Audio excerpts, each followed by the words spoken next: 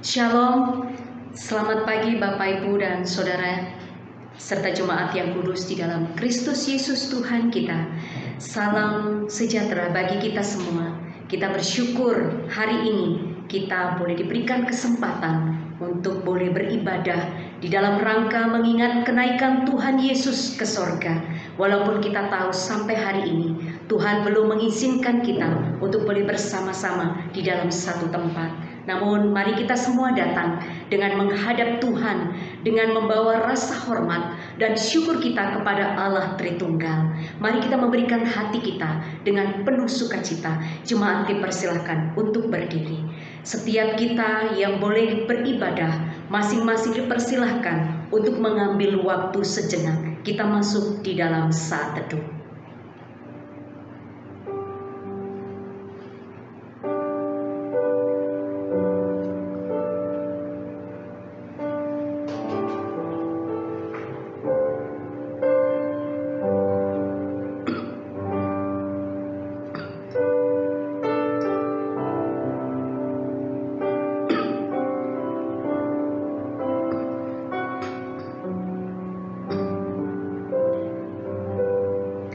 Jemaat yang terkasih di dalam Tuhan kita Yesus Kristus, ibadah kita hari ini dimulai dengan satu pengakuan bahwa pertolongan kita datangnya dari Allah yang menjadikan langit dan bumi beserta segala isinya, dan yang tidak pernah meninggalkan hasil perbuatan tangannya. Turunlah kiranya atas kita sekalian kasih karunia dan damai sejahtera dari Allah Bapa, Putra, dan Roh Kudus. Dengan sikap penuh penyembahan, mari kita datang di hadapan Tuhan, menyadari setiap anugerah yang telah Tuhan nyatakan kepada setiap kita. Betapa limpah kasih Tuhan di dalam hidup kita. Mari bersama-sama mengangkat pujian bahwa Yesus pengasih jiwaku.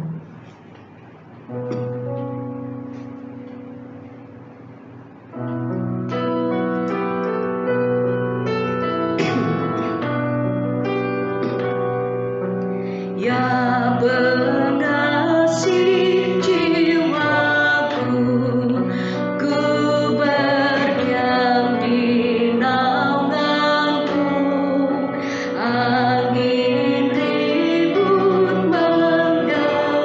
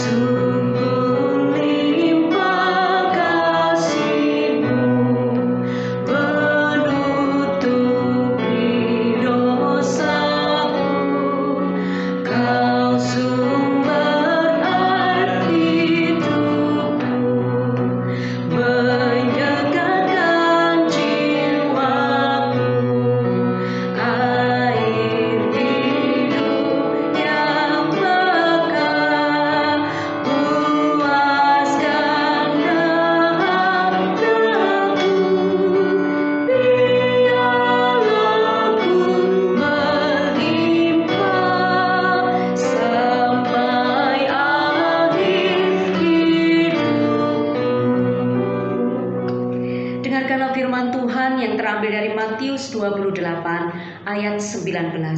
Karena itu pergilah, jadikanlah semua bangsa muridku, dan baptislah mereka dalam nama Bapa, Anak, dan Roh Kudus. Amin. Bapak, Ibu, dan Saudara yang dikasihi Tuhan, hari ini kita boleh mengingat peristiwa kenaikan Tuhan Yesus ke surga. Kita pun juga diingatkan bahwa dengan cara yang sama Tuhan pun juga akan datang ke dunia untuk yang kedua kalinya.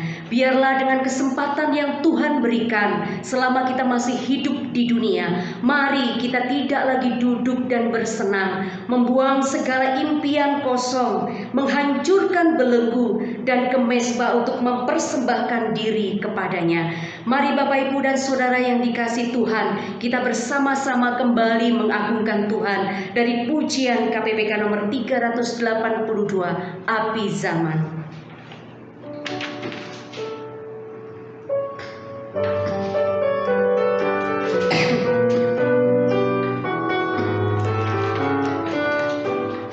Darah Kau martir yang belum kering, yang menyirami jalan salib, rumah Allah yang telah senyap, litanya telah gelap gulita.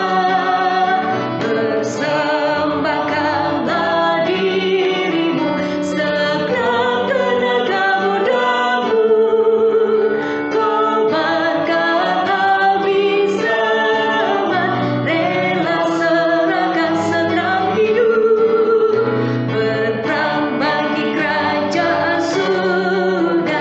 Maju, maju, kerajaan salib megah, naikkan mahkota yang kekal, beribu jiwa yang telah binasa, rusak moral dan hidup susah. Angkat mata pandang sekitar, mengapa berlipat-lipat dunia. Persembahkanlah dirimu, segenap tenaga mudamu, kobarkan api zaman, rela serahkan segenap hidup, berperang bagi kerajaan surga. Maju, maju, kerajaan salib megah, naikkan mahkota yang kekal. Tidak lagi duduk dan bersenang, tidak lagi duduk dan bersenang, bekaskanlah impian kosong, hancurkan belenggu dan kemesbah, mempersembahkan diri padanya. Persembahkanlah dirimu, segenap tenaga mudamu, kobarkan api zaman, rela serahkan segenap hidup, berperang bagi kerajaan surga. Maju, maju,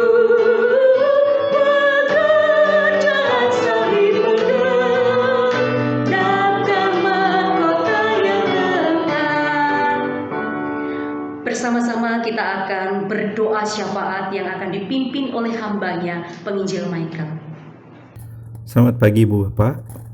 Mari bersama-sama di pagi hari ini saya akan memimpin kita di dalam pokok doa syafaat. Mari bersama-sama kita berdoa.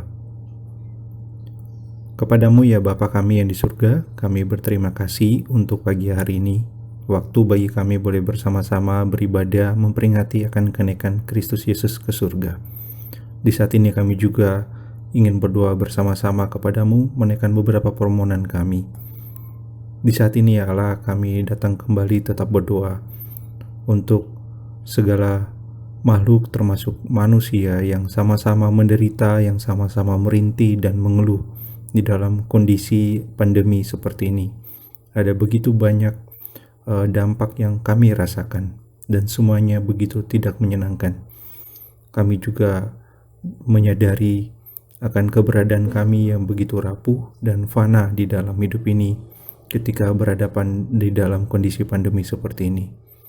Namun kami juga percaya kepada Kristus yang telah bangkit dan mengalahkan maut, dan yang kenaikannya ke surga kami peringati pada hari ini. Keyakinan inilah yang kiranya boleh menjadi sumber kekuatan dan pengharapan kami, supaya kami tidak menyerah dalam kondisi pandemi seperti ini. Karena itu ya Allah, kami berdoa memohon topangan-Mu, agar Engkau yang meneguhkan keyakinan kami, menguatkan kami dan memimpin kami hari demi hari, langkah demi langkah, untuk bergerak maju di dalam anugerah-Mu. Kami juga berdoa ya Bapa untuk upaya pemerintah di dalam mengatasi wabah ini. Kiranya Engkau boleh menolong di dalam mengambil setiap kebijakan yang baik untuk dapat dipertanggungjawabkan kepada publik di negara ini. Tolonglah berikan hikmat kerjasama yang baik di dalam setiap elemen pemerintahan negara kami. Kami juga berdoa untuk para tenaga medis yang saat ini terus berjuang di dalam merawat dan memulihkan kesehatan para pasien yang terinfeksi virus ini. Kami juga berdoa bagi para keluarga yang sedang berduka karena kehilangan orang-orang yang mereka kasihi karena keganasan virus ini. Juga berdoa untuk para korban yang masih terjangkit di dalam perjuangan mereka untuk pemulihan kesehatan mereka. Kiranya mereka semua itu ya Bapa, Engkau karuniakan kesehatan, Engkau karuniakan kekuatan, Engkau karuniakan penghiburan, sehingga kami boleh dapat bersama-sama saling mendukung, saling menguatkan di dalam perjuangan kami menghadapi bahaya dari virus ini. Juga kami berdoa ya Bapa, untuk setiap umat-Mu di negara ini. Tolonglah kami untuk dapat bersatu hati di dalam melakukan yang terbaik untuk menghadirkan kabar baik Kristus bagi jemaat dan negara ini. Tuntunlah kami dan topanglah kami, sehingga semua yang kami lakukan, semua yang kami kerjakan, itu semua untuk kemuliaan nama-Mu. Mari Ibu Bapa sekalian, kita bersama-sama berdoa Bapa kami. Bapa kami yang di surga, dikuduskanlah nama-Mu, datanglah kerajaan-Mu, jadilah kehendak-Mu di bumi seperti di surga. Berikanlah kami pada hari ini makanan kami yang secukupnya, dan ampunilah kami akan segala kesalahan kami, seperti kami juga mengampuni orang yang telah bersalah kepada kami. Dan janganlah membawa kami ke dalam pencobaan, tetapi lepaskanlah kami daripada yang jahat. Karena Engkau yang punya kerajaan, dan kuasa, dan kemuliaan, sampai selama-lamanya. Amin. Bapak, Ibu, dan saudara-saudara yang dikasihi Tuhan, tiba saatnya kita akan mempersiapkan hati kita untuk ditaburi benih firman Tuhan. Mari pujian ini mengajak kita untuk senantiasa berdoa ketika kita akan mendengarkan firman Tuhan. Bukakan mataku Tuhan untuk melihat kebenaran-Mu. Bukakan telingaku Tuhan untuk mendengarkan firman-Mu. Dan pada akhirnya bukakan mulutku Tuhan untuk memberitakan Injil-Mu. Mari Bapak, Ibu, dan saudara-saudara dikasih Tuhan, kita mempersiapkan hati kita. Namun terlebih dahulu kita mengagungkan Tuhan dari pujian KPPK nomor 294. Bukakan mataku Tuhan.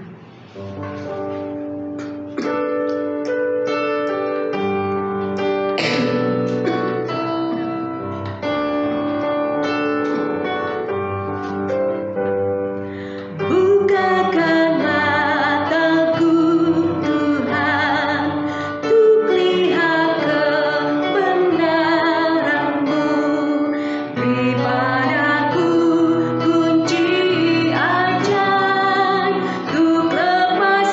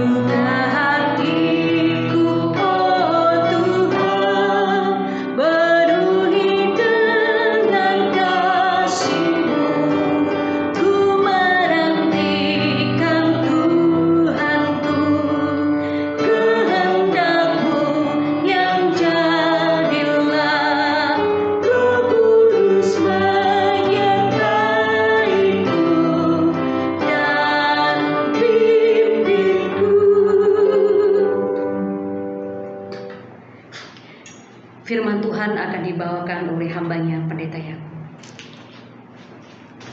Terus dosa kita.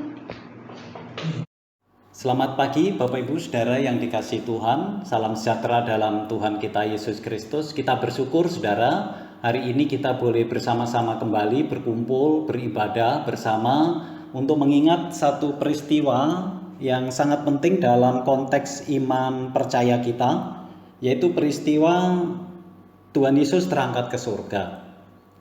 Biarlah kisah ini akan menolong kita, mengingatkan kita, dan juga meneguhkan iman kita. Oleh sebab itu, mari saudara, kita berdoa terlebih dahulu sebelum kita membaca dan merenungkan firman Tuhan. Bapa yang di surga, kami memohon pertolongan-Mu. Tuhan membuka mata rohani kami, supaya kami boleh menemukan prinsip-prinsip kebenaran firman-Mu melalui kisah yang akan kami baca dan kami renungkan hari ini. Terpujilah nama-Mu, dalam nama Tuhan Yesus kami berdoa. Amin. Saudara yang dikasihi Tuhan, renungan kita hari ini diambil dari kitab Kisah Para Rasul pasal yang pertama, ayat yang ke-6 sampai ayat yang ke-8. Yesus terangkat ke surga. Demikian firman Tuhan. Maka bertanyalah mereka yang berkumpul di situ, Tuhan, maukah Engkau pada masa ini memulihkan kerajaan bagi Israel? Jawabnya, Engkau tidak perlu mengetahui masa dan waktu yang ditetapkan Bapa sendiri menurut kuasanya. Tetapi kamu akan menerima kuasa kalau Roh Kudus turun ke atas kamu, dan kamu akan menjadi saksiku di Yerusalem dan di seluruh Yudea dan Samaria dan sampai ke ujung bumi. Amin. Saudara yang dikasihi Tuhan, teks yang kita baca hari ini adalah kisah detik-detik terakhir percakapan Tuhan Yesus dengan para muridnya sebelum Tuhan Yesus terangkat ke surga. Saudara, melalui kisah ini kita akan coba belajar dan kita berharap supaya kita bisa menemukan prinsip-prinsip iman Kristen yang akan menolong kita, mengingatkan kita, sehingga iman kita akan semakin terus bertumbuh. Kita boleh menjadi saksi-saksi Tuhan di tengah-tengah dunia ini. Saudara yang dikasihi Tuhan, dari bacaan yang kita baca, dari percakapan yang dilakukan oleh Tuhan Yesus bersama dengan muridnya, ada beberapa hal yang penting yang perlu kita perhatikan. Yang pertama, terdapat pada ayat yang ketiga. Di situ dikatakan kepada mereka, maksudnya kepada para murid dan orang-orang yang berkumpul di situ, ia menunjukkan dirinya setelah penderitaannya selesai dengan banyak tanda. Ia membuktikan bahwa ia, Yesus, hidup. Nah, saudara yang dikasihi Tuhan, Yesus masih ada di dunia ini selama 40 hari antara kebangkitannya dan kenaikannya ke surga. Saudara, apa tujuan Tuhan Yesus selama 40 hari itu ketika dia bangkit? Kenapa Yesus tidak langsung naik ke surga, tetapi masih ada rentang waktu 40 hari dan berjumpa dengan para muridnya? Berkali-kali Tuhan Yesus menampakkan diri kepada muridnya. Apa tujuannya? Saudara, tujuannya adalah membuktikan bahwa ia benar-benar bangkit dari antara orang mati, bahwa Yesus itu benar-benar hidup. Ia membuktikan bahwa ia hidup. Nah, saudara yang dikasihi Tuhan, ini menunjukkan betapa pentingnya kepercayaan iman kepada kebangkitan Kristus. Sehingga Yesus menunggu 40 hari menunjukkan berkali-kali bahwa dia hidup, bahwa Yesus memang mati dan Yesus memang bangkit, untuk menunjukkan bahwa Yesus benar-benar hidup. Seperti halnya yang dikatakan di dalam kitab Roma, sebab jika kamu mengaku dengan mulutmu bahwa Yesus adalah Tuhan dan percaya dalam hatimu, maka kamu akan diselamatkan.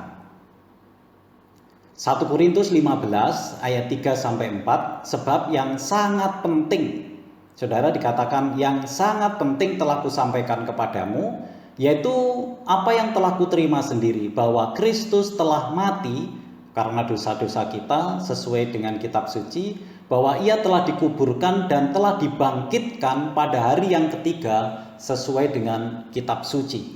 Jadi Yesus mati, Yesus bangkit itu sesuai dengan kitab suci, sesuai dengan apa yang telah Tuhan nubuatkan mulai dari perjanjian lama, dan juga apa yang dikatakan oleh Tuhan Yesus sendiri selama Tuhan Yesus melayani bersama-sama dengan murid, bahwa Mesias itu akan menderita dan akan bangkit pada hari yang ketiga. Nah saudara, kepercayaan tentang kematian dan kebangkitan Kristus itu sangat amat penting dalam iman Kristen. Sebab jika Kristus tidak dibangkitkan, maka sia-sialah iman kepercayaanmu dan kita masih hidup di dalam dosa kita.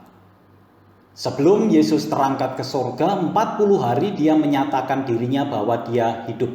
Jadi kematian dan kebangkitan Kristus itu adalah jantung dari iman Kristen.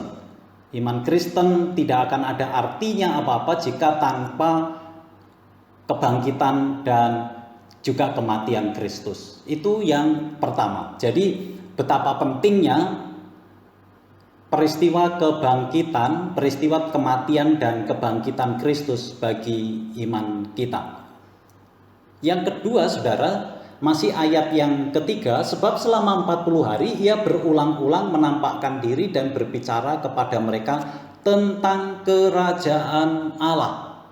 Saudara, Yesus selama 40 hari berkali-kali menampakkan diri kepada muridnya. Yang pertama tadi menyatakan bahwa dia hidup, dia benar-benar telah bangkit dari antara yang orang mati. Yang selanjutnya, bahwa selama 40 hari Tuhan Yesus berkali-kali menampakkan diri kepada muridnya dan tidak pernah menceritakan bagaimana pengalaman penderitaannya di atas kayu salib, terus 3 hari di dalam kubur. Saudara, Yesus tidak menceritakan semuanya itu, tetapi setiap kali pertemuannya dengan para muridnya, Yesus senantiasa berbicara tentang kerajaan Allah. Saudara yang dikasihi Tuhan, setelah berkali-kali Tuhan Yesus mengajar tentang kerajaan Allah, rupanya para murid juga masih belum memahami tentang kerajaan Allah yang Tuhan Yesus ajarkan. Nah, ini terbukti dari pertanyaan para murid kepada Tuhan Yesus. Dia mengatakan, "Tuhan, maukah Engkau pada masa ini memuliakan kerajaan Israel?" Saudara yang dikasihi Tuhan, Tuhan Yesus berbicara tentang kerajaan Allah kepada murid-murid dalam berkali-kali pertemuannya ketika Tuhan Yesus menampakkan diri. Tetapi murid-murid berpikir tentang pemulihan kerajaan Israel. Ini kalau anak sekarang bilang itu tidak nyambung. Yesus berbicara tentang kerajaan Allah, murid-murid berpikir tentang pemulihan kerajaan Israel. Para murid Yesus sama sekali sama dengan orang-orang Yahudi umumnya. Mereka mendambakan kedatangan kerajaan Mesias yang supranatural di bumi ini. Dalam pikiran mereka kerajaan Allah itu identik dengan kerajaan Israel. Saudara yang dikasihi Tuhan, yang jelas bahwa kerajaan yang sedang dibicarakan oleh Tuhan Yesus bukanlah kerajaan Israel seperti yang ada dalam pikiran para murid dan orang Israel pada umumnya. Kerajaan Allah yang Tuhan Yesus sampaikan kepada murid-muridnya memang bermula dari Israel. Saudara, Tuhan Yesus mengatakan pada ayat yang ke-8, dari Yerusalem, Yudea, Samaria, sampai ujung bumi. Jadi kerajaan Allah, pemulihan kerajaan Allah itu memang dimulai dari Israel. Dari Yerusalem, Yudea, Samaria, sampai ke ujung bumi. Tetapi kerajaan Allah itu tidak identik, itu tidak sama dengan kerajaan Israel. Dimulai dari Israel, ya, tetapi tidak hanya berhenti sampai di Israel. Saudara, kerajaan Allah yang dibicarakan Tuhan Yesus itu targetnya adalah terjadinya pemulihan seluruh bumi. Pemulihan Israel itu hanya sebuah sarana untuk mencapai tujuan akhir, yaitu pemulihan seluruh bumi. Umat Israel dipanggil sebagai komunitas persekutuan yang melayani. Mereka adalah saksi-saksi Tuhan, saksi-saksi bagi Tuhan. Mereka dipulihkan untuk memulihkan. Terlalu sedikit bagimu hanya untuk menjadi hambaku, untuk menegakkan suku-suku Yakub dan untuk mengembalikan orang-orang Israel yang masih terpelihara. Itu terlalu sedikit. Yesaya 49 ayat 6. Tetapi aku akan membuat engkau menjadi terang bagi bangsa-bangsa supaya keselamatan yang daripadaku sampai ke ujung bumi. Nah, itulah saudara, tujuannya Tuhan Yesus berbicara tentang kerajaan Allah adalah pemulihan sampai ujung bumi. Dan itu dimulai dari Yerusalem, dimulai dari Israel. Nah, saudara yang dikasihi Tuhan, jawaban Tuhan Yesus di ayat yang ke-7 kepada para murid, dia mengatakan, engkau tidak perlu mengetahui masa dan waktu yang ditetapkan Bapa sendiri menurut kuasanya. Saudara, frasa yang ditetapkan Bapa sendiri menurut kuasanya merupakan sebuah teguran bagi murid-murid. Mereka, para murid, itu terlalu mengurusi apa yang bukan menjadi urusan mereka. Ada hal tertentu yang menjadi kuasa otoritas Allah. Pemulihan Israel itu adalah otoritas dari Allah. Kita tidak usah mencampuri bagian Allah. Sekarang bagian kita, fokus kita itu yang harus kita kerjakan. Nah, saudara yang dikasihi Tuhan, Tuhan Yesus memanggil para pengikutnya itu untuk menjadi saksi, dan inilah bagian kita. Itulah yang paling penting, yang terpenting, yang memang harus kita kerjakan. Karena itu adalah perintah dari Yesus sendiri sebelum dia naik ke surga. Saudara yang dikasihi Tuhan, dari perintah untuk menjadi saksi ini ada kebenaran yang perlu untuk kita perhatikan. Yang pertama, Allah akan memperlengkapi para saksinya. Ayat yang ke-8 itu menjadi fokus renungan kita. Dan kamu akan menerima kuasa kalau Roh Kudus turun ke atas kamu, dan kamu akan menjadi saksiku di Yerusalem dan di seluruh Yudea dan Samaria dan sampai ke ujung bumi.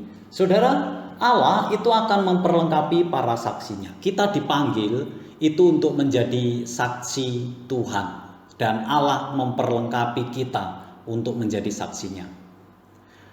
Sebelum menjadi saksi, para murid harus menunggu Roh Kudus turun atas mereka.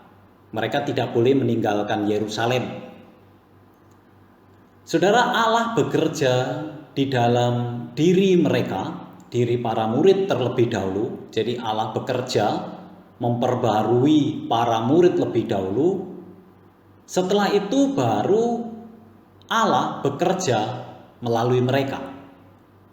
Jadi ini prinsip yang sangat penting sekali bagi setiap kita, bahwa ketika Tuhan mau memakai kita, maka Tuhan pasti akan berkarya dalam hidup kita terlebih dahulu. Setelah Tuhan berkarya dalam hidup kita, baru Tuhan akan memakai kita untuk menjadi alatnya.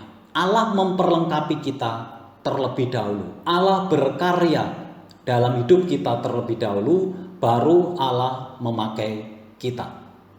Saudara, mengapa mereka harus menunggu janji Bapa, yaitu baptisan Roh Kudus? Karena mereka memerlukan kuasa untuk menjadi saksi-saksi yang efektif, yang akan Tuhan pakai untuk memberitakan Injilnya. Saudara, tanpa kuasa Roh Kudus, orang tidak akan mungkin bisa menjadi saksi Tuhan. Tanpa kuasa Roh Kudus, tidak mungkin orang itu bisa menjadi saksi karya keselamatan yang telah dikerjakan Allah di atas kayu salib. Saudara yang dikasihi Tuhan, yang menarik, yang perlu diperhatikan adalah keadaan para murid pada waktu itu setelah menyaksikan, bertemu dengan Tuhan Yesus yang bangkit berkali-kali, menampakkan diri kepada mereka. Sebenarnya keadaan murid-murid waktu itu sudah mulai semakin baik. Mereka tidak lemah dan putus asa lagi, seperti halnya sebelum Tuhan Yesus bangkit.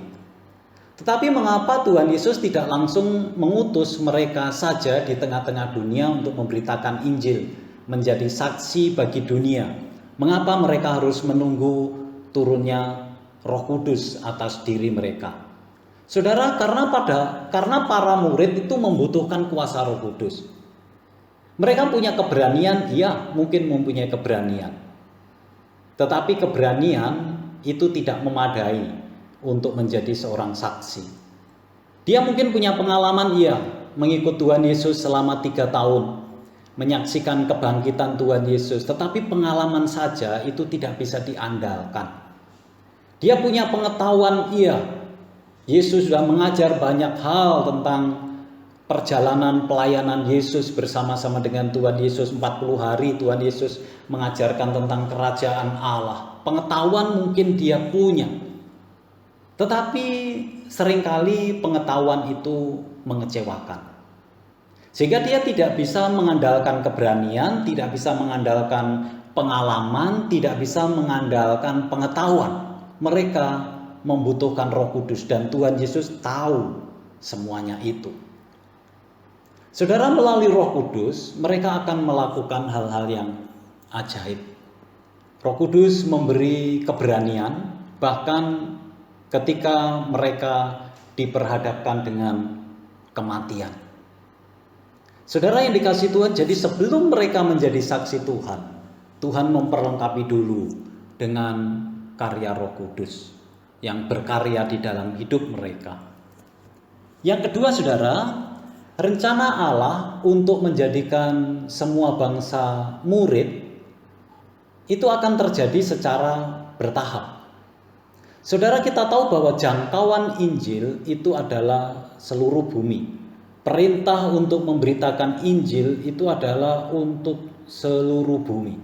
Semua bangsa menjadi muridku. Tetapi Allah sudah menyiapkan sebuah proses untuk menuju ke seluruh bumi tersebut. Saudara, sangat menarik proses yang dipakai Allah, dan itu terkadang nggak pernah dipikirkan oleh para murid, maupun pada zaman sekarang nggak akan mungkin pernah terpikirkan oleh kita.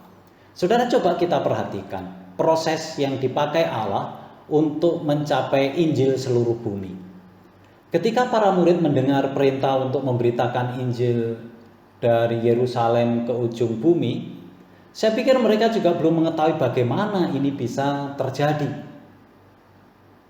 Dalam proses menjangkau seluruh bumi itu ada banyak kejutan. Ada banyak peristiwa-peristiwa yang tidak pernah terduga yang disiapkan oleh Tuhan, sehingga Injil itu bisa sampai tersebar ke seluruh bumi. Saudara, contohnya adalah perkembangan jumlah petobat atau orang-orang yang percaya yang besar di Yerusalem.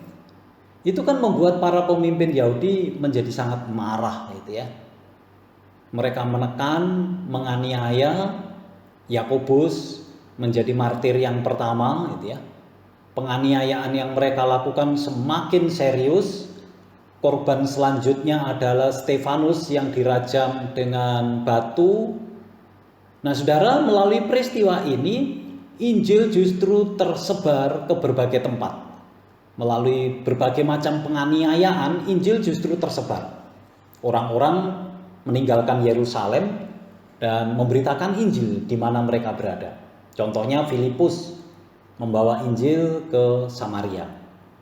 Sebagian tersebar ke perantauan dan menjadi para pekebar Injil yang sangat dipakai Tuhan secara luar biasa di dalam Kisah Rasul pasal yang ke-11 ayat 19 sampai 21. Bahkan Injil itu dibawa sampai ke ujung bumi. Nah, waktu itu yang dimaksud ujung bumi itu adalah Roma. Dengan cara yang tidak pernah terpikirkan, tidak pernah terduga oleh siapapun. Bagaimana cara Allah? Saudara, Tuhan memakai Paulus dengan cara Paulus ditangkap di Yerusalem. Dan akhirnya sampailah Injil ke Roma. Dan dari Roma akhirnya orang-orang Kristen di sana mengalami penganiayaan, dan pada akhirnya kekristenan berkembang di Kekaisaran Roma, terus selanjutnya Injil tersebar ke berbagai penjuru dunia. Para misionaris datang dari berbagai macam daerah, dan Indonesia salah satu sasaran penginjilan. Sehingga kita bisa melihat di mana buah dari para misionaris yang memberitakan Injil di Papua, di Kalimantan, di Sumatera, di Sulawesi, di Jawa, dan lain sebagainya. Nah, saudara yang dikasihi Tuhan, Allah itu sudah menyiapkan rancangannya secara matang. Memang kita tidak tahu bagaimana Allah akan menjangkau bumi ini dengan Injil.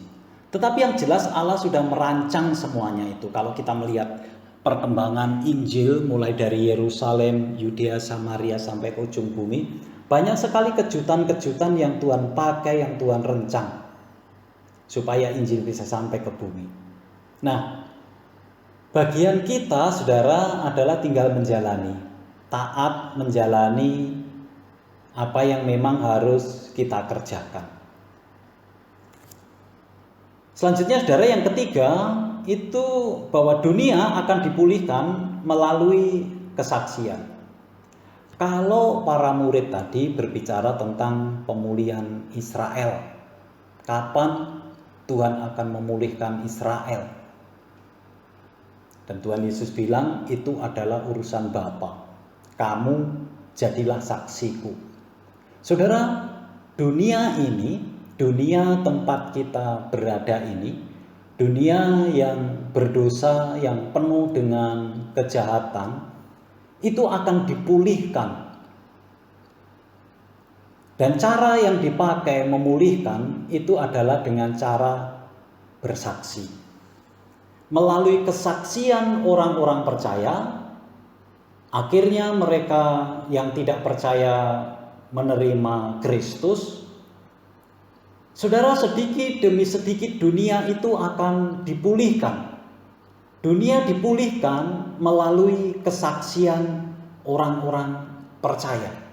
Bukan melalui paksaan, bukan melalui peperangan, tetapi melalui kesaksian. Saudara, Tuhan Yesus pernah memberikan perumpamaan tentang biji sesawi, bahwa hal kerajaan surga itu seumpama biji sesawi, biji yang sangat kecil, tetapi dia bisa bertumbuh menjadi besar. Saudara, kekristenan itu kan berawal dari hal yang sangat kecil di Yerusalem, dari murid-murid, tapi akhirnya berkembang menjadi sangat besar. Dan itu dicapai dengan cara bersaksi.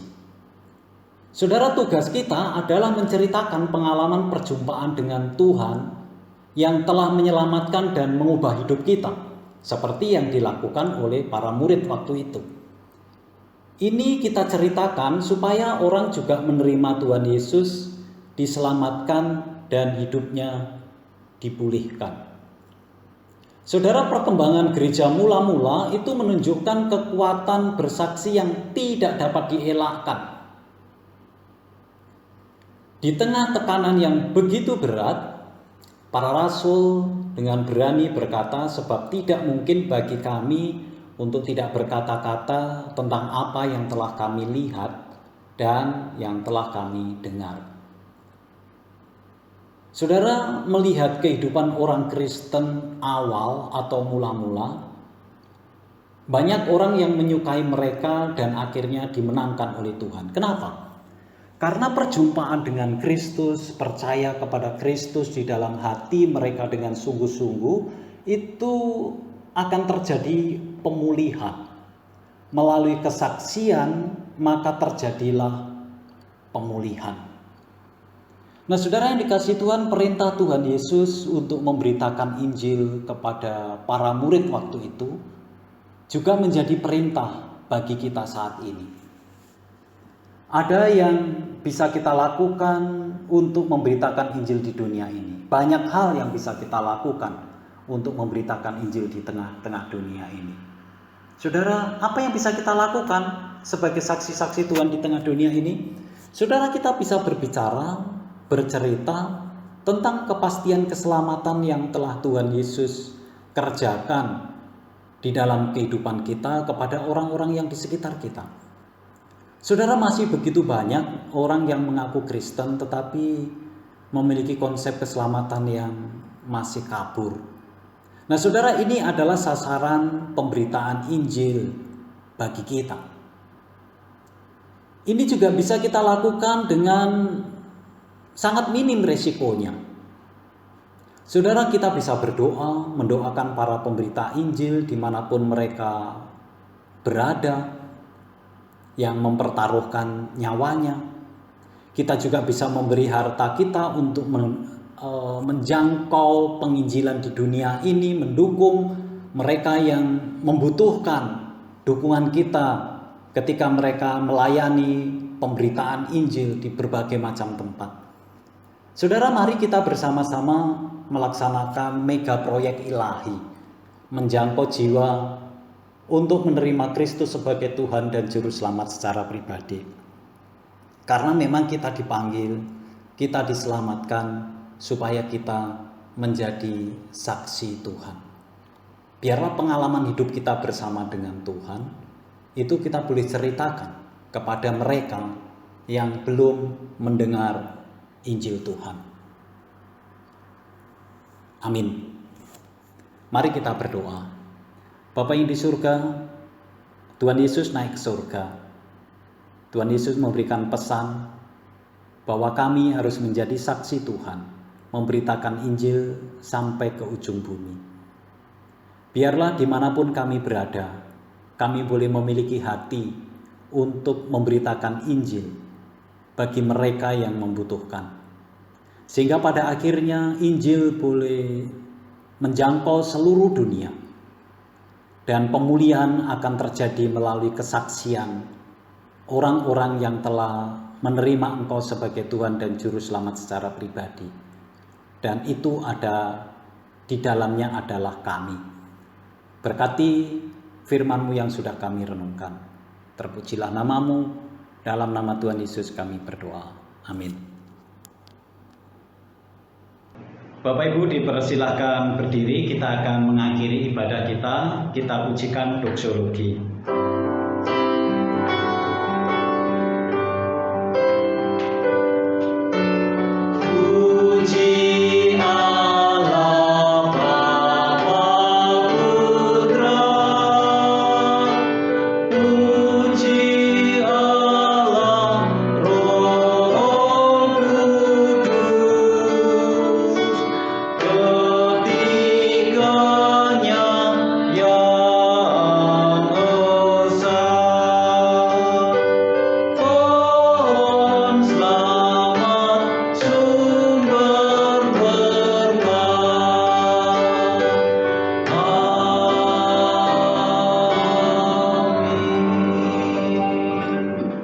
Saudara yang dikasihi Tuhan, arahkanlah hatimu kepada Tuhan dan terimalah berkat Tuhan. Tuhan memberkati engkau dan melindungi engkau. Tuhan menyinari engkau dengan wajah-Nya dan memberi engkau kasih karunia. Tuhan menghadapkan wajah-Nya kepadamu dan memberi engkau damai sejahtera. Amin.